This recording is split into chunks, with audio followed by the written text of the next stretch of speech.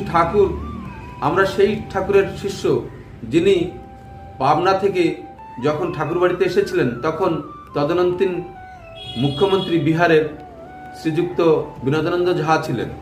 তিনি শ্রী শ্রী ঠাকুরের কাছে নিবেদন করলেন, ঠাকুর আপনি তো মাতৃহারা, আপনার সঙ্গে যারা এসেছেন তারা তো জন্মভূমি ছেড়ে এসছেন, মাতৃহারা হয়ে এসছেন, তো আপনি যদি এদের সকলের একটা লিস্ট করে দেন তাহলে এদেরকে আমি বিভিন্ন প্রকার আর্থিক, ব্যবসায়িক এবং আবাসের সুবিধা করে দিতে পারি।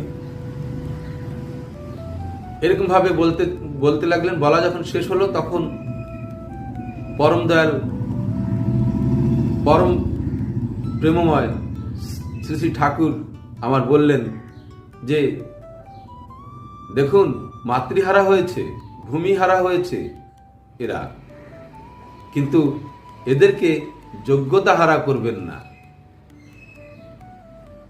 যোগ্যতা হারা তো হয়নি এরা, তাই যোগ্যতা হারা করবেন না। সে যোগ্যতা বাড়ানোর চেষ্টা করছি, তাই যোগ্যতা নেই দাবি করে, যোগ্যতা নেই দাবি করে, বিপদ পথে তারেই ধরে। এরকম ভাবে বাণীটা আছে ঠাকুরের, শ্রী ঠাকুরের।